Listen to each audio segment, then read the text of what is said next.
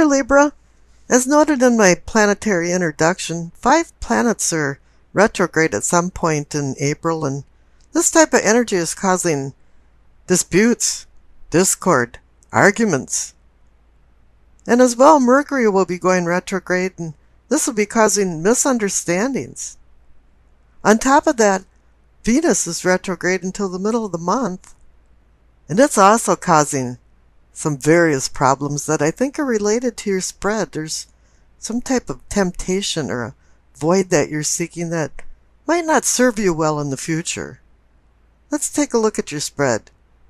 The card on the bottom left for your base of your spine, for sourcing and urgings, is the Ten of Pentacles. It's a card of stability and well-being, financially, personally, harmony in family, prosperity, posterity, to the extent that you're teaching the younger generations various skills and talents, passing on your wisdom to the younger generations. Clarification card is the Six of Cups. Somewhere there's a harmonious connection between the Ten of Pentacles and the Six of Cups. You're bringing something into the party from your past that has been very helpful to you and helpful to other people throughout your life. This also has a feeling that maybe somebody from your past has walked into your life or will be, or maybe there's a deceased guardian somewhere in the backdrop helping you. Now up in the sacrum and pelvic, for your awakening and arousing, you receive the Six of Pentacles. Yeah, you're feeling stable. You're stable enough to be able to feel charitable. And with him holding the scales for Libra, it's like, yeah, you've found some personal equilibrium and you're feeling good about life. But the clarification card is the Seven of Cups. This is about making a difficult choice. But I'm feeling like for some reason you have a void in your life, or you're feeling a gap, or you want to fill something that is lacking in your life. But each cup offers a poison or a prize. A poison or a pleasure, or both. And you're going to have to be really careful of what you wish for. Now up in the solar plexus, you receive the Ace of Cups. It's a new beginning. A new beginning for emotions and love. But I'm kind of feeling like maybe you're seeking it in places that you shouldn't. Because the clarification card is the Six of Swords. It's a card about moving away. It's a card about going from turbulent waters to more calmer waters. Now let's do a small review of your unconscious side. You have the Six of Cups, you have the Six of Pentacles, and you have the Six of Swords. These 3 six cards are connected, meaning stability and security. Now the center card is the heart of the matter or the situation. It's the King of Swords. That's you, air. Swords, Libra. It says you're in control right now, but note that his sword is pointing right to the Ace of Cups. There's a new beginning for love, but perhaps it's not where you should be meddling. And the clarification card is the Queen of Wands. She's a support person. She's back there saying, well, I don't know, maybe you shouldn't do that. And notice, too, that I didn't even notice this before, but the card is slightly askew and it's pointing up to the Ace of Cups, too. Now, this could be the deceased relative or guardian, or it could be a woman or a man that's fire energy. Leo, Aries, Sagittarius. Whomever this person is, It's giving counsel to you. Maybe it's just in your head, or maybe physically somebody's there being an ally and helping you actually take control and make some good decisions with the Seven of Cups card. Now the bottom right, for the throat for communicating and teaching, receive the Seven of Wands. Now this has to be related to the Seven of Cups. Seven of Wands is about defending yourself. You're up on the hill and you've made some success, but everybody's questioning what you're doing and why you're doing it, wondering about your motives. And notice then again that the top of his wand is pointing right to the Ace of Cups. Something is going on with this Ace of Cups and the renewal of some emotions, or maybe not renewal, but a beginning. But in this instance, maybe it's a slap the hand beginning and one you shouldn't really endeavor in. Because you've got the Six of Swords next to it and saying maybe you should just kind of go away from this idea. With Venus retrograde right now, it can actually put you in a tempting situation, tempting you towards things that you really don't want to get involved in. Now the clarification card for the Seven of Wands, which the Seven of Wands or any seven card means challenges and obstacles. But the clarification card is the Three of Pentacles. It's a card about building. It's a card about teamwork. It's a card about reminding you that you have a lot of good things going in your life. And don't screw it up. The third eye, for seeing and envisioning. See the Nine of Cups. You are content. In a way, this is a card about happiness.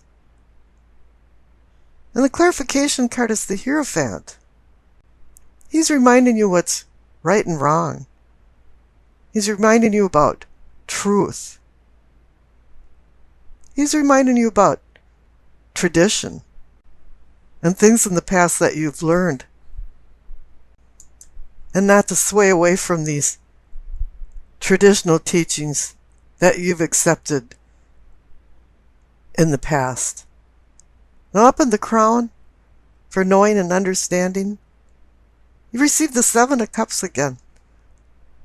A difficult choice, challenges and obstacles. For some reason, you're feeling like you have to make a choice. But the clarification card is reminding you again that you're comfortable and you're stable. You receive the Nine of Pentacles. You have a lot of things going for you. And you're content with your life, but still feeling an emptiness somewhere. Now the past card on the bottom left is the Two of Wands. Two is decision, balance, partnership. But you're just at the decision stage, and here this is reinforcing the two Seven of Cups cards. You are wanting to make a decision. This past card is real recent. This came into the game last minute. And you're wondering, you're looking over the horizon thinking, what should I do? You haven't made any action yet, but you're ready to unfurl some plans. Now the future card on the right is the Queen of Wands again. The Queen of Wands is the support person, the person that's governing you, giving you good advice. And the Queen of Wands is definitely the one that makes you review where you came from, which connects to the Six of Cups. Where you're at right now, which connects to the Ten of Pentacles and the Six of Pentacles. And where you want to go, which connects to the two Seven of Cups. Because you feel like you should make a decision. But the Queen of Wands is telling you that there'll be consequences for your decisions, and you have to be prepared for that. The messages of the angel card is Archangel Michael. I am with you, giving you the courage to make life changes that will help you work on your divine life purpose. I don't know if this is considered divine, but the association to the Hierophant could be in the spread, but there is a life purpose for you, and I think it's telling you at this point not to do frivolous things and think of the consequences for your decisions. Let's get into the reading. The center cards for the present receive the Ace of Pentacles and the Fool. Oh my, yeah, you're in some new beginnings here. You know, the Ace of Pentacles is about the possibility of gifts of value and fates of fortune. You know, a hand is extending the promise of a pentacle, with more to come. This could be a real-time potential for success in money, business matters, and even eclipsing financial struggles. The pentacle element is really the practical planner of the crowd. It requires structure and responsibility. It requires you to roll up your sleeves and get to work on your dreams.